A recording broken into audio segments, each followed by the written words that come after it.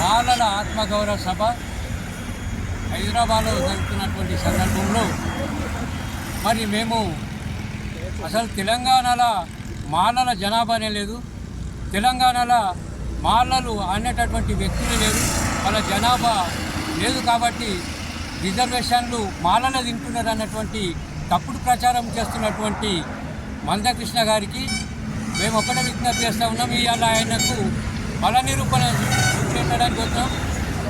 ఇప్పుడు పరిపాలిస్తున్నటువంటి రాజకీయ పార్టీలకు తప్పుడు ప్రచారాలు ఇచ్చి మళ్ళా తప్పు దానిన మాలలను మోసపూరితంగా వ్యవహారం చేస్తున్నాడు. కాబట్టి ఆయనకు ధీటుగా మేమేందంటే ఇవాళ మా యొక్క బలాన్ని ఏందో సమకూర్చుకోవడానికి, మా బలాన్ని అలా ఆయనకు ప్రదర్శించడానికే మేము మా యొక్క మాలల యొక్క ఆత్మగౌరవాన్ని నిలబెట్టుకోవడం కోసం ఇవాళ మేము మాలల సభకు వెళ్తూ ఉన్నాం.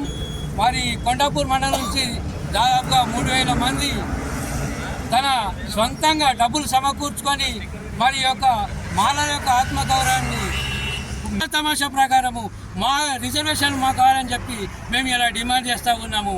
మరి ఇక్కడ ఇంతటితోటి మా ఉద్యమం ఆగదు, మళ్ళీ కొనసాగుతూనే ఉంటుంది.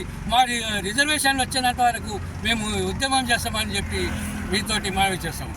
ఈరోజు మాలల సింహ గర్జన హైదరాబాద్ ప్లేనరీ గ్రౌండ్లో ఏర్పాటు చేయడం జరిగింది. ఇట్టి మాల మహానాడు సభ నుంచి మరి కొండాపూర్ మండలం నుంచి చాలామంది తరలి వెళ్ళడం జరుగుతుంది. మరి ఇది ఎవరి గురించో విమర్శించి కాదు, ఎవరినో ఇబ్బంది పెట్టడం కాదు, మా ఆత్మగౌరవం మేము కాపాడుకోవడానికి, మా హక్కులు మాకు కావాలి, మా రిజర్వేషన్లు మాకు కావాలి, రేపు మా పిల్లల భవిష్యత్తు మాకు ఉండాలనే ఉద్దేశంతో మా ఆత్మ రక్షణ కొరకు మేము మాల మహానాడు సభ ఈరోజు పెట్టుకోవడం జరుగుతుంది.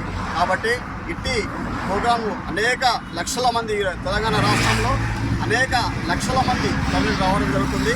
ఈరోజు మరి ఇంతకుముందు గతంలో మరి మాల వాళ్ళు లేరు అనే నినాదంతో తీసుకొచ్చినారు. కాబట్టి మాలల సత్తా ఏందో మేము ఇప్పుడు ప్రార్థనలు మాకు కూడా కావాలంటే అని చెప్పేసి అని తెలియజేస్తూ కొండాపూర్ తలం నుంచి మరి తెలియజేస్తూ ముగించుకుంటున్నాము.